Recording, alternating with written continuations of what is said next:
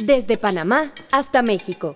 Sígale el pulso a la información mesoamericana desde la visión de los movimientos sociales. Informativo Voces Nuestras, una producción de la Asociación Voces Nuestras. Bienvenidos y bienvenidas a una nueva emisión del informativo mesoamericano Voces Nuestras, una revista de colaboración y aportes de la red de corresponsales en México y Centroamérica.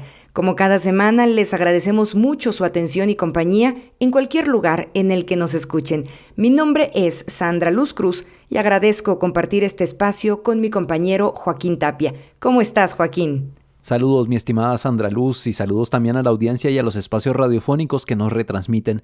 Siempre un gusto compartir la actualidad desde los movimientos sociales en la región. Pasamos de inmediato a los titulares.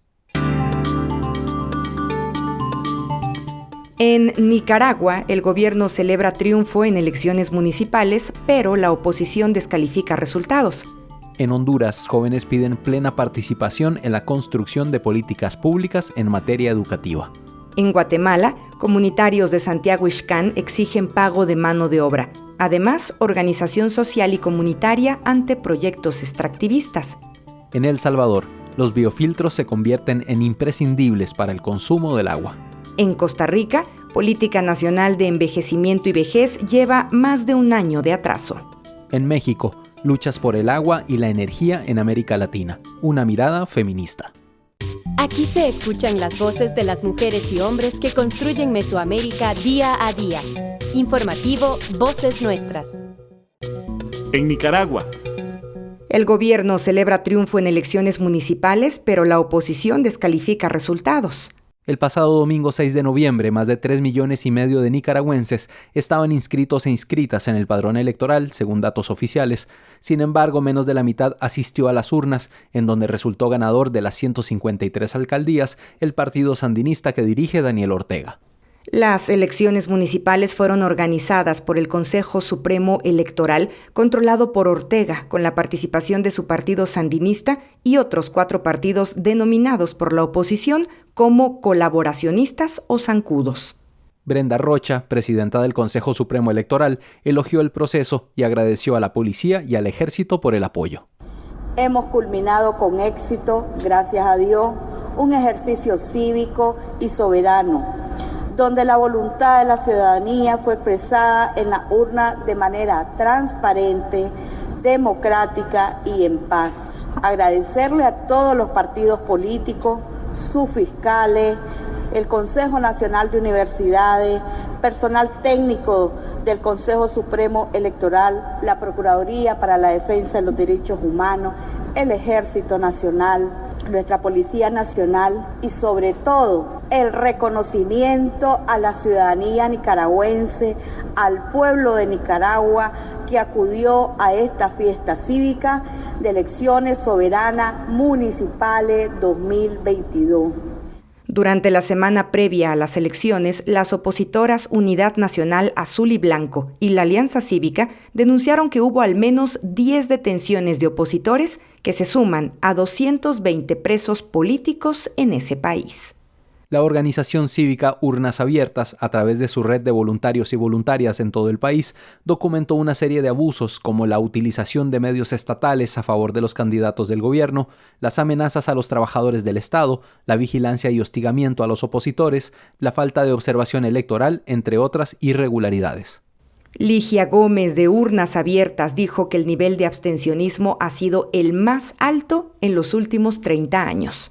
La participación de este año fue de 17.33% y el nivel de abstencionismo ascendió a un 82.67%. Este año se documentó una estrategia de coacción del voto sin precedente. Las personas fueron controladas y vigiladas una a una para garantizar que asistieran a las urnas junto a sus familiares. Por otra parte, también se tuvo información de un gran número de personas que asistieron a votar por miedo a las represalias que podían significar la evidencia que no hicieron la asistencia a las urnas.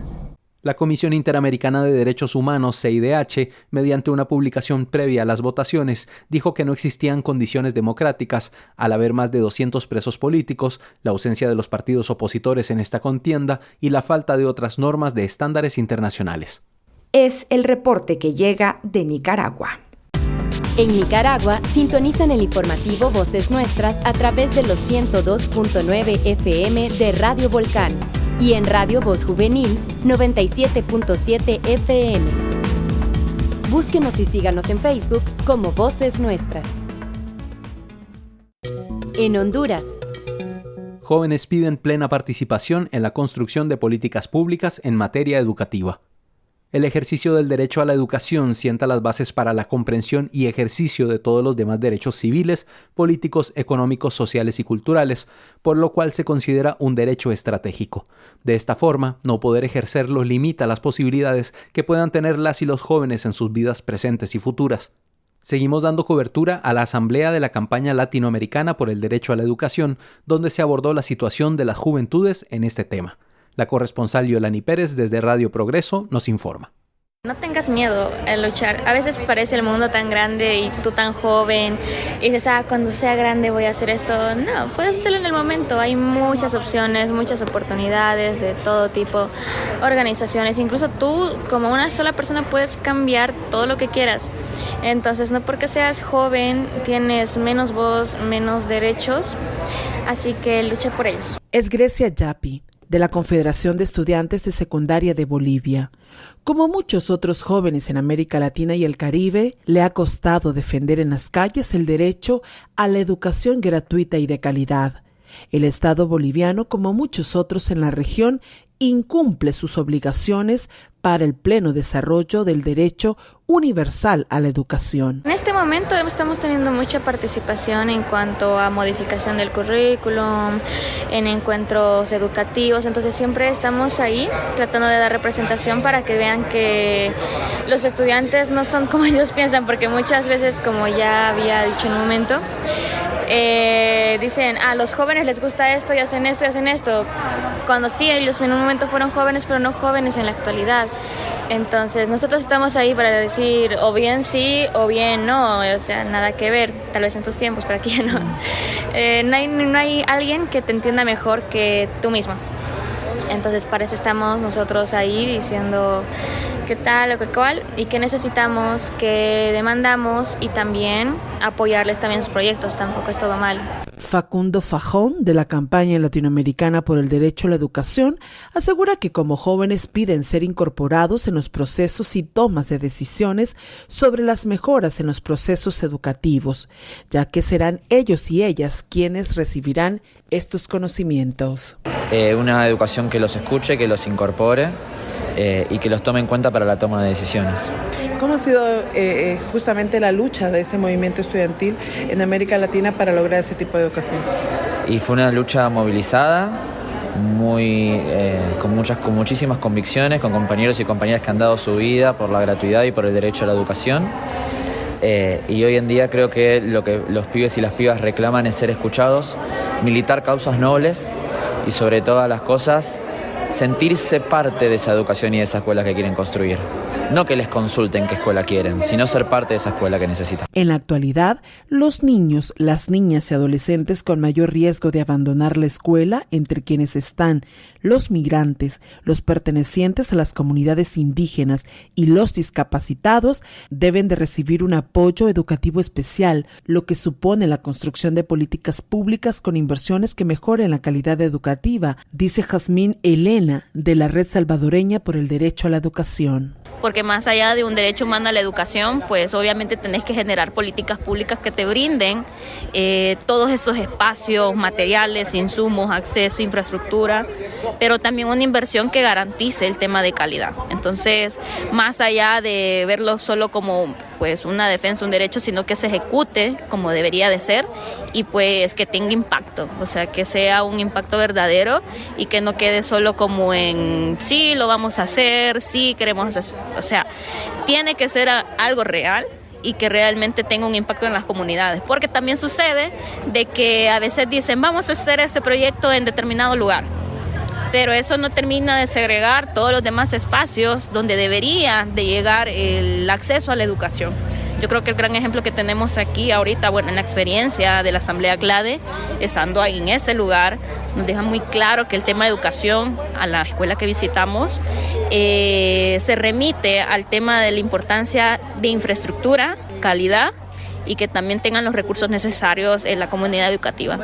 El derecho a la educación es uno de los derechos humanos fundamentales, incluido no solo en la Convención sobre los Derechos del Niño, sino también en otros instrumentos internacionales de derechos humanos que buscan resguardar su ejercicio pleno, dado que es a través de este cumplimiento que las personas aumentan las posibilidades de ejercer otros derechos, gracias a las competencias que la educación les permite desarrollar. Este es un reporte de Yolani Pérez. En Honduras, el informativo Voces Nuestras se escucha a través de Radio Progreso y Radio Extrema FM. Si desea recibir nuestro boletín electrónico semanal, escríbanos a redacción@vocesnuestras.org. Nos unen nuestros territorios, nuestras historias, nuestras culturas. Informativo Mesoamericano, Voces Nuestras. En Guatemala, comunitarios de Santiago Ixcán exigen pago de mano de obra. Para asegurar que la empresa cumpla, los comunitarios le pidieron una garantía, por lo que el representante de la empresa decidió dejar el vehículo en el que llegó dentro del salón comunitario como muestra de confianza de que en un plazo de un mes volvería para pagar la suma acordada. Los detalles con el corresponsal Juan Pablo Montenegro desde Guatemala. En el departamento de Quiché, la empresa Emanuel construyó un proyecto de agua potable para beneficiar a las personas que habitan en las aldeas de Santiago y San Juan del municipio de Ixcán. La obra fue adjudicada por la Corporación Edil del municipio de Ixcán, encabezada por el alcalde José Antonio Elías Calel.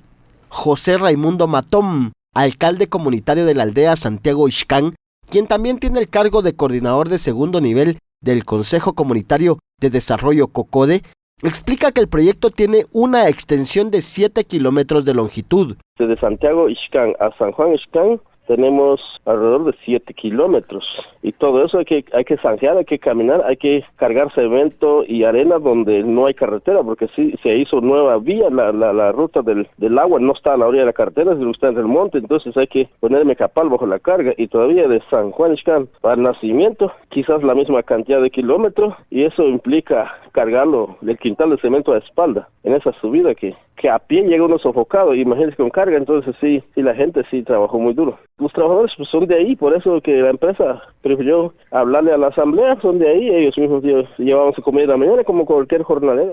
Para realizar la obra, la constructora acudió a la asamblea comunitaria en busca de mano de obra de los habitantes, misma que encontró y se procedió a acordar un incentivo económico para cada persona que aportara su trabajo en la realización de dicho proyecto.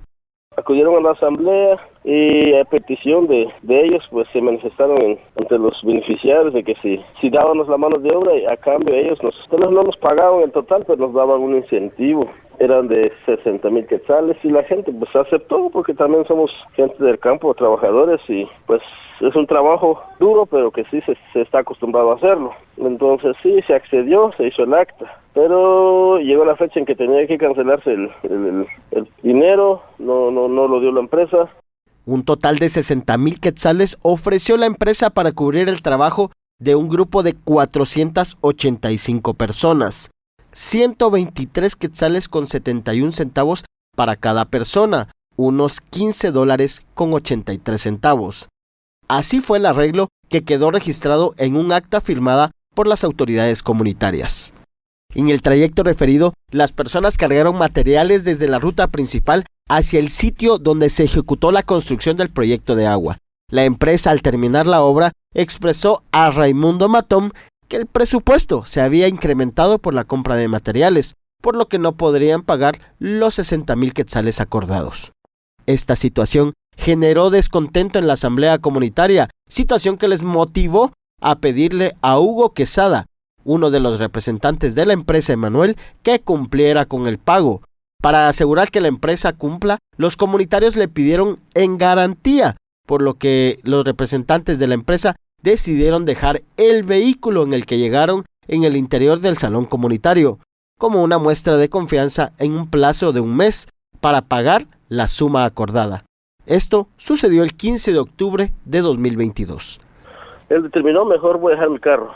Voy a dejar mi carro para que vean que no me estoy corriendo, yo consigo el dinero, digamos la fecha de 30 días y vengo a entregarles el dinero, pero voy a dejar el carro. Así le dio la orden a su chofer, le metieron el carro al salón y se quedó ahí como garantía. Pues a Santiago Ixcán le deben los 60,000 más otras cositas que ya no tanto le importó a la gente porque hay otros compromisos, pero ya no muy fuerte como los 60,000. Y eso es lo que le interesa a la gente de Santiago Ixcán, que se le pague.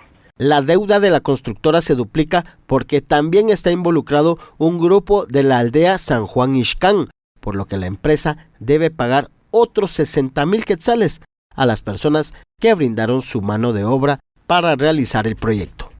Desde la Federación Guatemalteca de Escuelas Radiofónicas FEJER, informó Juan Pablo Montenegro Rojas. Si usted está en Guatemala, puede escucharnos a través de Radio Cahuinaquel, Radio Balam. Envíenos sugerencias, comentarios y reportes de sintonía a redacción@vocesnuestras.org. En El Salvador, los biofiltros se convierten en imprescindibles para el consumo de agua. Los biofiltros se están viralizando en la ruralidad salvadoreña, debido a que contribuyen a prevenir enfermedades del estómago en las personas que consumen agua contaminada de pozos y ríos. Alfredo Carías tiene la nota. No es una simple moda. Los biofiltros se están volviendo imprescindibles y populares en los hogares campesinos salvadoreños, por la percepción aparente de purificar el agua proveniente de los pozos artesanales y de los ríos, que se sabe se encuentran con algún nivel de contaminación y que quienes ahora consumen el agua filtrada dicen sentir un cambio evidente en la apariencia y sabor. Yo me llamo María Estebana Catalán, Caserío Los Amates, Cantón El Canelo. Y Estebana, ¿usted ha sentido alguna diferencia ahora que tienen este filtro de agua cuando consumen el agua? Sí, bastante. ¿Cómo bastante? Bueno, bastante porque digamos que ya el agua que mantenemos se mantiene allí ya como que curada porque ya a ver qué es lo que trae esa cosa, va. Entonces allí nosotros decimos que estamos tomando agua buena, pero cuando agarramos de aquí hay otra diferencia. Sí, mi nombre es Claudia Magdalena Carías y vivo aquí en Palmira, ¿verdad? Que somos del municipio de Sonzacate. ¿El filtro aquí en su casa? Sí, la verdad que sí, solo que el agua es más fresca, ¿verdad? Es más rica el agua, la verdad, hay una gran diferencia. Porque recuérdese que aunque cloren el agua, a veces no deja de pasar algo ahí quizás, ¿verdad? Entonces, pero sí está mejor el agua, así con el filtro. En la escuela nos enseñaron que el agua es transparente, no huele a nada y no sabe tampoco a nada. Sin embargo, estas tres características no siempre resultan tan evidentes y pueden no ser tan ciertas en determinados casos, como es el agua que consumen las personas de las comunidades rurales salvadoreñas, que en la mayoría de los casos tienen un rango de contaminación, pero que se sienten aliviados al usar ahora los biofiltros de agua. Sí. ¿Usted sintió un cambio en el sabor del agua? Sí, como que echa un olor de la misma cosa que ponemos, va, ese filtro. Entonces allí se siente el olor del agua, del filtro que tiene, y se siente como que cuando uno remuele algo del tiesto, allí siente el agua. ¿Y el sabor de la otra agua que no tenía filtro? ¿Cómo ese no se siente así, se siente normal. ¿Qué tiene el filtro en su casa para su familia y usted? Pues la verdad es que nos sentimos contentos porque nos ayuda bastante. En ocasiones se va el agua, tenemos agua, ¿verdad? O a veces cuando llueve demasiado fuerte, el agua se ensucia. Entonces tenemos agua, ¿verdad? Entonces sí nos ha beneficiado bastante. Yo soy Blanca Socorro Capacho, de Hernández, y yo vivo en Caserío La Bolsona, Cantón Alemán.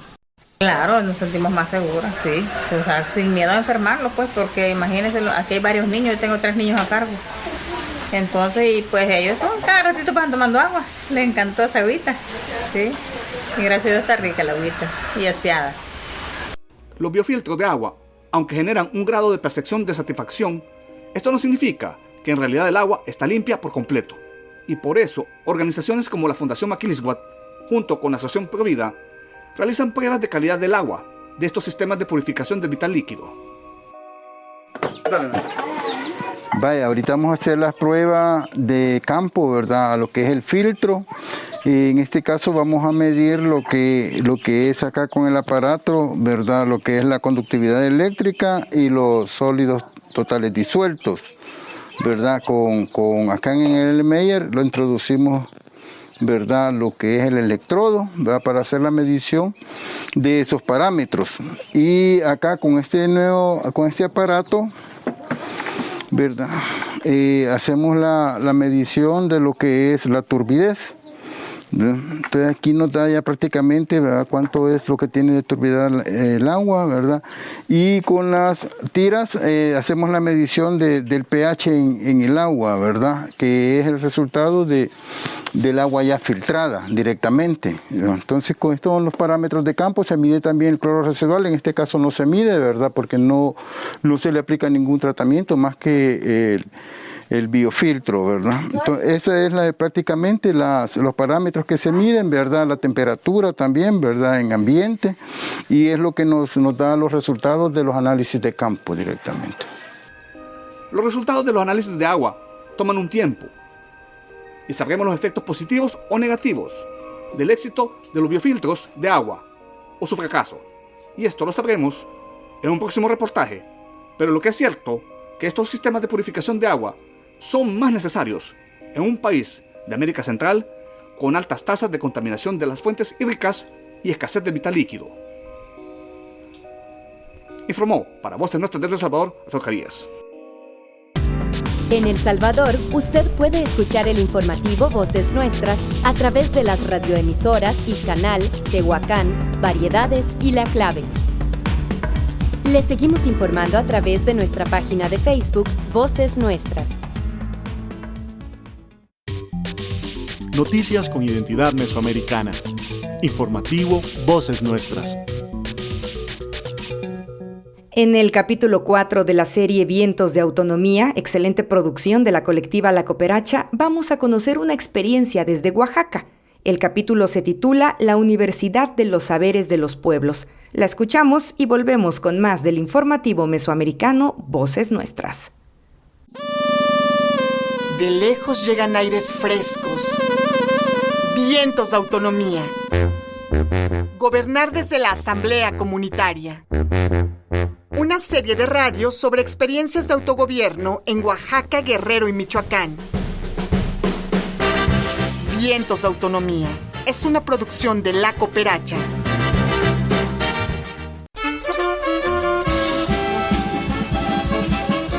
La Universidad de los Saberes de los Pueblos.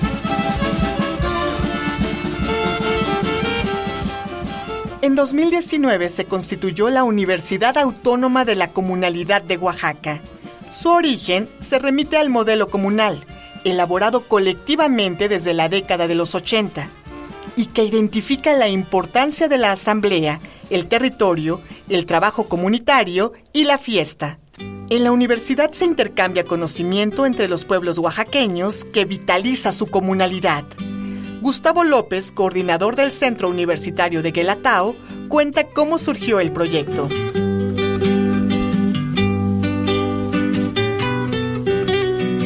Pues principalmente fue una articulación de procesos de educación comunitaria o comunal que existían ya en el Istmo, aquí en la Sierra Norte, en los valles, en la costa, en la Sierra Sur, en la Mixteca. Ya había procesos de cierta manera emancipatorios de la educación. Ya se veía que la educación oficial se veía como escolarización, no como una educación. Y esto lo que hacía era que el conocimiento de los pueblos lo minimizaban para imponer otro tipo de conocimiento, ¿no? En estos últimos 5 años empezamos a articularnos, ¿no?, entre diferentes procesos de comunicación, ya para empezar a plantear una universidad autónoma. Existen 16 centros universitarios en el estado de Oaxaca. Cada uno ofrece diferentes licenciaturas y maestrías. El de Guelatao se especializa en la comunalidad y asisten indígenas del Istmo, Petlapa, Capulalpan, entre otros.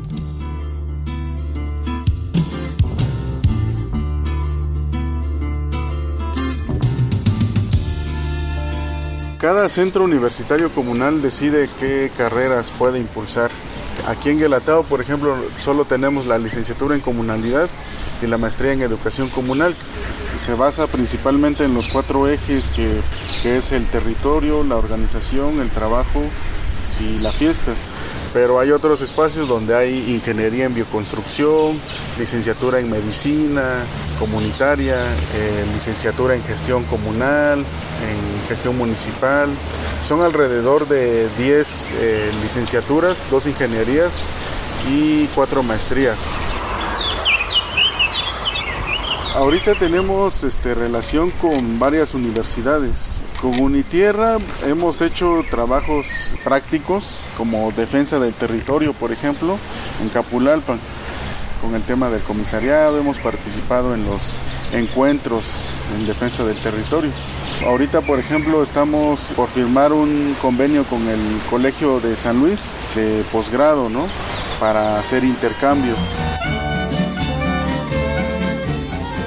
Francisco García es habitante de Capulalpan y estudiante de la licenciatura de la comunalidad. Así relata el intercambio de conocimientos que propicia la universidad. Somos alrededor de 12 o 14 compañeros, compañeras, pero de todo el estado. Entonces, de pronto nos comparten historias de la gente del Istmo, de San Mateo del Mar, de San Francisco del Mar, los mareños, lo que están pasando, ¿no? Y de pronto nos comparten de la Sierra Sur, y de pronto nos comparten compañeras que están viviendo situaciones en colonias de Oaxaca, pero que vienen de comunidad. Entonces eso para nosotros, o al menos para mí, ha sido muy enriquecedor. En algún momento pensábamos que estábamos solos, pero ahora que la UACO nos da esta oportunidad de, pues un poquito meternos al fondo, es cuando entendemos que la autonomía se crea a partir de la comunalidad. La Asamblea de Capulalpan nombró a Francisco presidente de Bienes Comunales, un cargo clave en el cuidado y la defensa de su territorio que se desempeña durante 3 años. Sin duda tiene un gran reto, pero está listo para entrar en acción. Me toca otra vez servir en la comunidad, pero ahora desde una posición, ahora sí de acción. Es decir, nosotros ya, si lo vemos de esta manera, que ya fuimos a la escuela de la UACO 6 semestres, 8 semestres, es como si dijeran, ahora sí haz tu trabajo comunitario, ¿no? Básicamente es un gran reto para mí el poder poner en práctica todo no lo aprendido, sino tal vez lo reflexionado.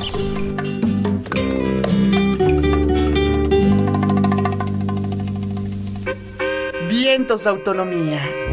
Conoce más sobre esta serie en autonomías.org.mx. Material financiado con recursos de la RLS con fondos del BMZ. En Costa Rica. Política Nacional de Envejecimiento y Vejez lleva más de un año de atraso. El 8 de noviembre continuó en el Pleno Legislativo la discusión del expediente 23318 del presupuesto ordinario y extraordinario de la República para el ejercicio económico 2023. El presupuesto que se está analizando deja descubiertos programas sociales que atienden a personas adultas mayores, menores de edad, así como recursos destinados a la seguridad social y la cultura. El texto aprobado por la Comisión de Asuntos Hacendarios incluye una rebaja de 108 millones de colones y un redireccionamiento de varias partidas. En este contexto de crisis, las organizaciones defensoras de derechos de las personas mayores siguen haciendo incidencia para garantizar la pronta aprobación de la Política Nacional de Envejecimiento y Vejez 2022-2032, la cual se esperaba para octubre de 2021. La información con nuestra compañera Génesis R. Cruz desde Costa Rica. ¿Qué implica la violencia contra las personas adultas mayores? Lo que implica es que son todas aquellas conductas o comportamientos que llevan a cuidar o desatender o dejar en abandono a una persona adulta mayor cuando está al cuidado de otra persona y que ésta debería propiciarle los cuidados necesarios. ¿Por qué esta definición? Porque si bien en el reglamento de la Ley 7935 de la Ley Integral de la Persona Adulta Mayor nos dice que tenemos que establecer las disposiciones generales que las personas físicas o jurídicas, llámese hijos, llámese algunos familiares, entre otros, y las instituciones públicas y privadas, entonces, que se deben cumplir con el fin de garantizar a esas personas adultas mayores el ejercicio de sus derechos y la obtención de sus beneficios, tanto en lo que es la dignidad, en la participación, en la permanencia de su núcleo familiar y comunitario. Escuchamos a Isabel Cascante Gómez, funcionaria del Instituto Nacional de las Mujeres, INAMU. Es importante saberlo, que dentro de la normativa que protege a las personas adultas mayores, actualmente Costa Rica cuenta con 10 leyes, 6 declaraciones internacionales que protegen a las personas adultas mayores. Sin embargo, la publicación de la nueva Política Nacional de Envejecimiento y Vejez cumplió en octubre un año de atraso. No fue sino hasta el 27 de septiembre que el diario oficial La Gaceta publicó la consulta pública del proyecto Política Nacional de Envejecimiento y Vejez 2022-2032 del Consejo Nacional de la Persona Adulta Mayor, CONAPAN. Planeta Interno Mujeres por una Vejez Digna, una organización que participó en las primeras fases de consulta de la política, hizo un llamado al compromiso y a la responsabilidad de las autoridades para lograr la aprobación de una política digna. Nos habla Liliana Quesada Saravia, secretaria ejecutiva de la agrupación. La primera agenda, digamos, que mi corazón desea visibilizar es la de mis ancestras mayores.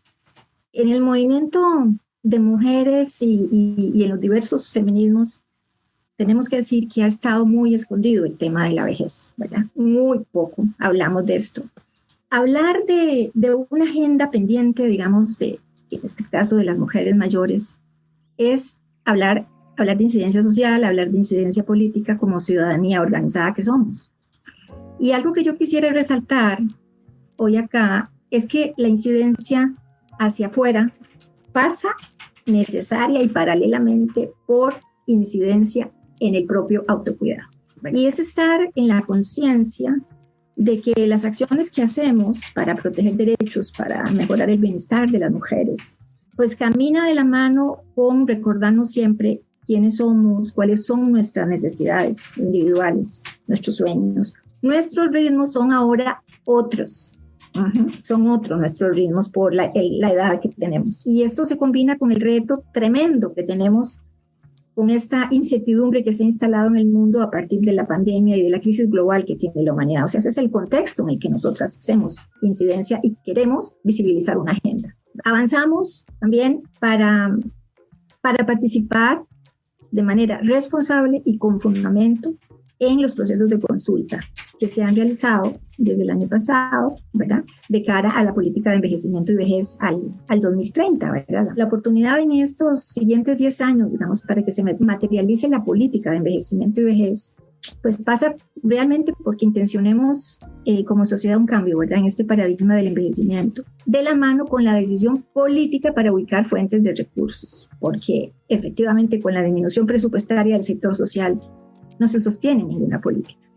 Y bueno, para el 2023 esperamos mantener la iniciativa, digamos, y la motivación para poder presentar en el marco del 8º informe de la CEDAW, informe país, un informe alternativo de la recomendación general número 27, que ya también fue mencionada, que habla sobre las mujeres de edad y sus derechos. Esta recomendación tiene 10 años, imagínense, ahí archivada.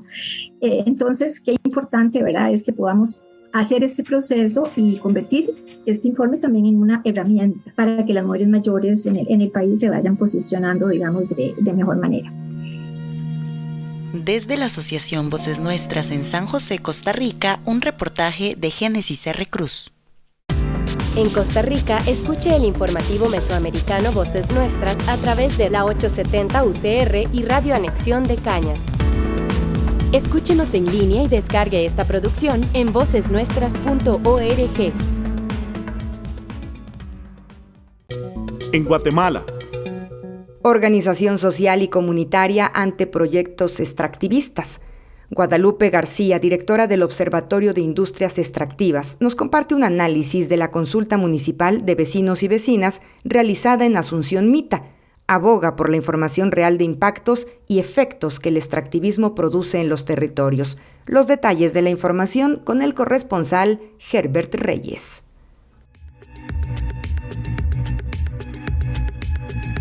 Mi nombre es Guadalupe García, directora del Observatorio de Industrias Extractivas. Guadalupe, ¿qué te pareció la consulta municipal que se realizó y el resultado contundente de la población miteca para decir no a las operaciones mineras en ese municipio? Pues a mí me pareció que fue un ejercicio de participación democrática súper amplio. O sea, la verdad es que la participación de más de 9,000 personas fue buena, ¿verdad? Y que la mayoría, digamos, de esas dijeron que no a la minería. Yo creo que es una cuestión, digamos, que marca un precedente para el territorio. O sea, que la gente se ha informado, que la gente ha tenido acceso a información y que ellos han decidido en función de eso que lo que ellos quieren para su territorio no es la extracción minera, ¿verdad? Ahora bien, creo que la consulta municipal ha sido un instrumento que las comunidades han utilizado, digamos, para poder ejercer su democracia local y poder también participar y tener una voz en estos procesos de explotación minera que normalmente son sumamente verticales, ¿verdad? Entonces, por ejemplo, el Ministerio de Energía y Minas muchas veces, con anterioridad otorgaba licencias sin siquiera informar a la gente sobre qué se iba a tratar estos proyectos, ¿verdad? Sin que la gente supiera. Las empresas muchas veces han engañado a la gente diciendo que van a comprar estos terrenos para otras razones, ¿verdad? A través de intermediarios y así. Y finalmente, digamos, no se les da una voz dentro del proceso de otorgamiento. Entonces yo creo que las consultas municipales son un instrumento legítimo para poder hacer escuchar esa voz. Ahora lo que me parece como, digamos, negativo es la reacción de las instituciones y de las cámaras empresariales, porque creo que se repite de nuevo un patrón. O sea, estamos viendo esto, digamos, hace 10 años en San Rafael Las Flores estaban llevando a cabo las consultas comunitarias alrededor del municipio de San Rafael Las Flores, en Mazatlán, Casillas, Nueva Santa Rosa, para poder determinar esto mismo. Y lo que sucedió en ese entonces se volvió a repetir ahora, ¿verdad? Justo las cámaras empresariales empiezan a deslegitimar la consulta, tratan de utilizar mecanismos legales para poder atacar, digamos, en este caso a la comisión que formó, que organizó el proceso de consulta en conjunto con la municipalidad, también nombrando al alcalde como que se extralimitó de sus funciones, cuando esto está regulado en un código municipal que es legal, digamos, que tiene vigencia legal y que sirve para determinar asuntos que le interesan a toda la población. ¿Y cómo no le va a interesar a la población lo que sucede en una actividad minera a la par, que está extrayendo 4,000 galones de agua por minuto, digamos, que va a talar más de 400 hectáreas de bosque, que está en una zona, digamos, muy cercana al río y que todos los desechos mineros que van a quedar en ese territorio, ¿no? Entonces, por un lado, digamos, admiro a la población que participó en esa consulta, pero por el otro lado también como que otra vez nos prende la alerta roja, ¿verdad? En cómo al final, digamos, a pesar de que la población se está pronunciando y de que supuestamente vivimos en una democracia, lo que están reforzando ellos es, no, esta es una decisión vertical. Nosotros somos quienes decidimos y la municipalidad no puede decidir en cuestiones de minería. Y mientras tanto, digamos, la empresa minera teniendo una campaña para poder, digamos, cooptar todas las voluntades posibles de diferentes formas, ¿verdad? Financiando partidos de básquet, financiando carreras municipales, teniendo gente en los parques desplegadas para poder convencer a la gente de que la minería sí es buena, que tiene una buena tecnología, tienen un centro de visitas incluso, campañas en redes donde tienen mensajes prediseñados para poder apoyar a la mina, ¿verdad? Entonces yo creo que, y ellos dicen reconocer a la población, pero realmente no se les reconoce, pues, porque todas las voces de esas 7,000 personas están siendo invisibilizadas a la luz de los realmente intereses que hay detrás, ¿verdad? Guadalupe, esta mina Cerro Blanco, ¿qué características tiene? Ahora la quieren hacer a cielo abierto por las condiciones geotérmicas que no le permitían pues tener acceso a los minerales que buscaban. Lo buscan hacer ahora en estos últimos 10 años que tienen de licencia a cielo abierto. ¿Qué características tiene este tipo de mina y ese paso que están dando a la mina a cielo abierto? ¿Cuál es el punto de vista del observatorio? Pues en este caso, digamos, la mina Cerro Blanco inicialmente fue una exploración que se hizo desde los 90s, ¿verdad? A través de Entre Mares de Guatemala, digamos, ellos exploraron esta zona y por mucho tiempo no pudieron desarrollarla. Digamos, Goldcorp se quedó con este proyecto, Goldcorp no lo pudo desarrollar. Estaban construyendo un sistema de túneles subterráneos para poder llegar a la zona mineralizada, pero por el el acuífero subterráneo ahí, que es geotermal, más de 200 grados Celsius, no pudieron operarlo, ¿verdad?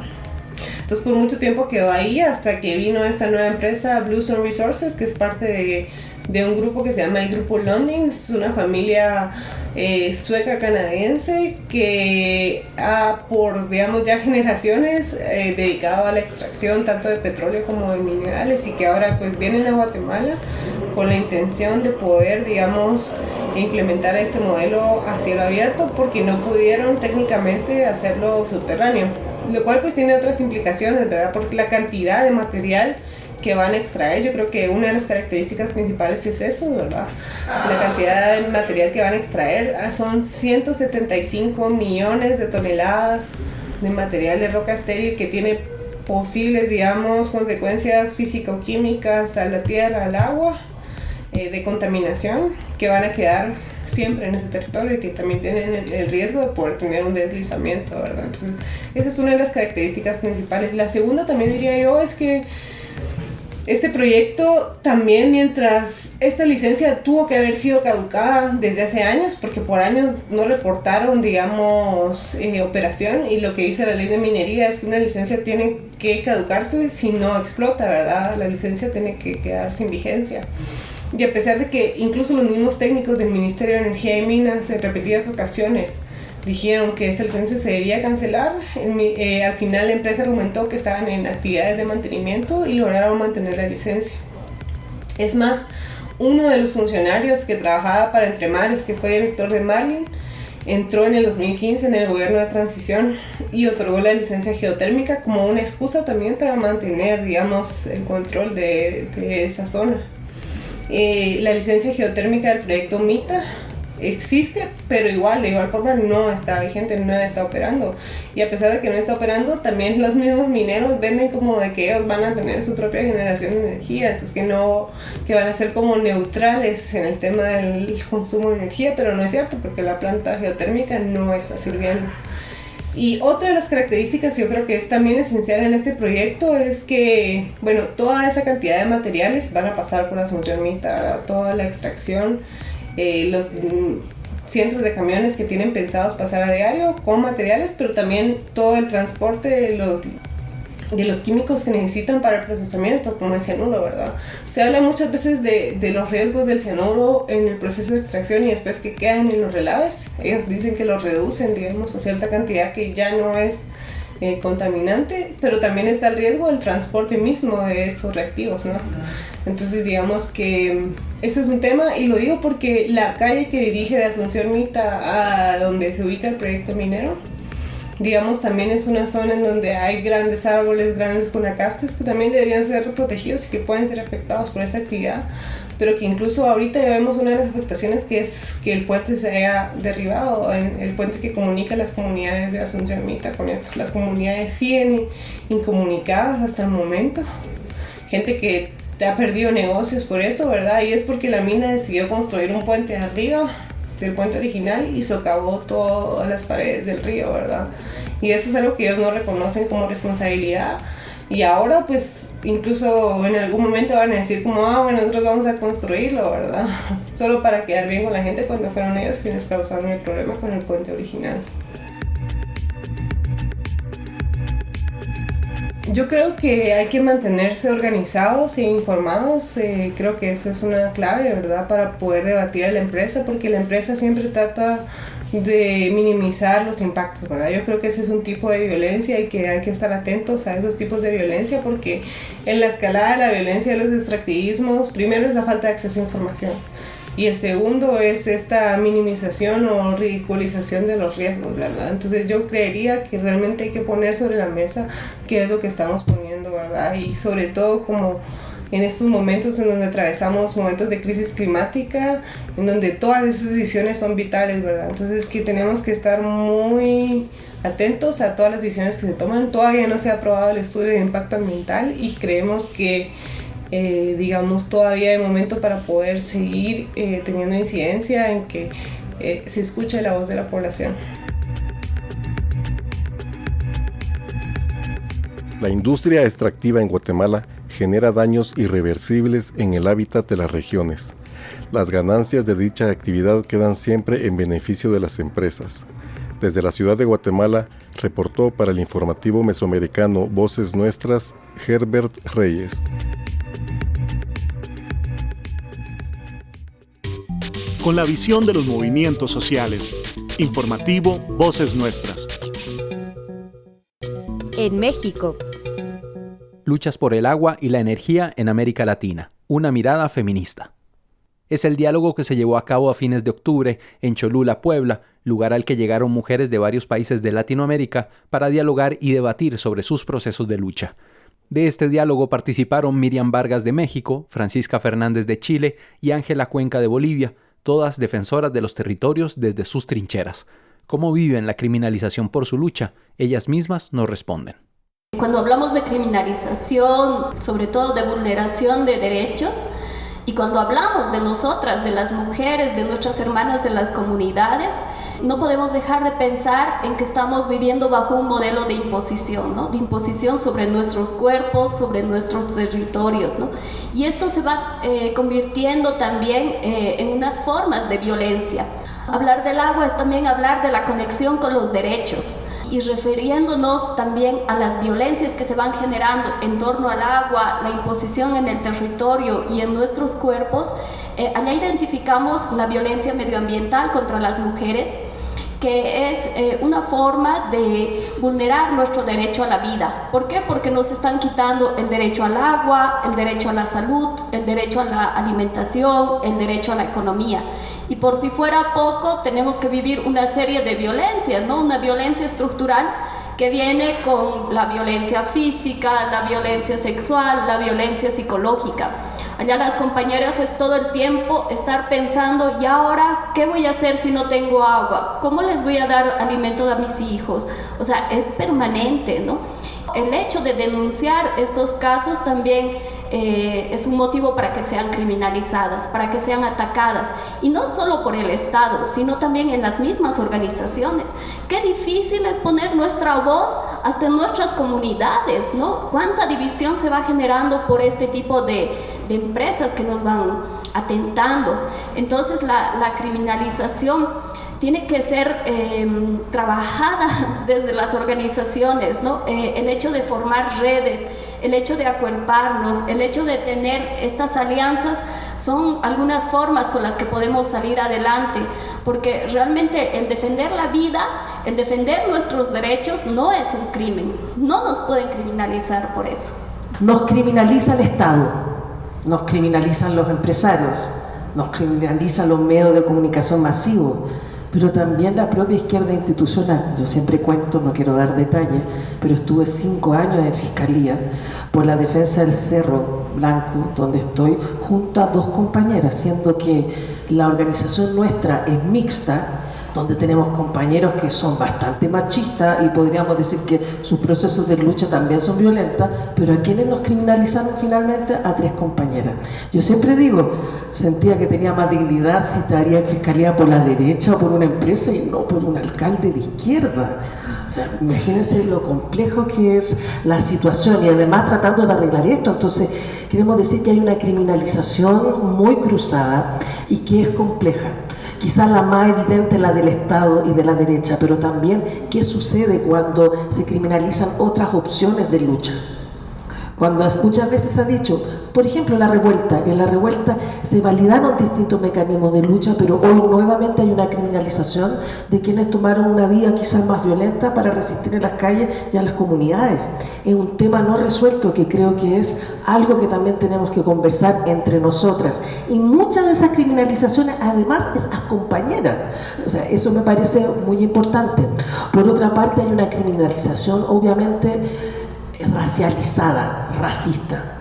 La mayoría son mujeres de pueblo originario, afro, migrantes, y una criminalización clasista o de sectores populares o campesinas, y eso es importante. Pero además en Chile hay una fuerte criminalización vinculada a un proceso de militarización histórica del territorio mapuche, que en el gobierno de Boric no solo no lo eliminó, sino lo intensificó y lo puso en el marco de un plan para el buen vivir.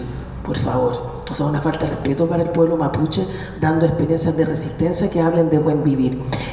Bueno, a mí me gustaría señalar que justo se atraviesa por varias violencias, no solo la de la criminalización, sino pues en el caso de todas las regiones que hemos padecido la industrialización, pues sabemos que el vínculo, ¿no?, y la infraestructura que se crea para la industria, que son las vías para llegar hacia el corredor industrial o las vías para llegar al gasoducto, a la Bonafont, pues han sido ya territorios donde se ha vulnerado más a las mujeres, territorios donde encontramos bares, donde hay servicio con mujeres víctimas de trata. Ese es solo un ejemplo de las violencias a las que nos acercamos, por las que pasamos las mujeres que estamos en estas zonas que se empiezan a industrializar con más fuerza.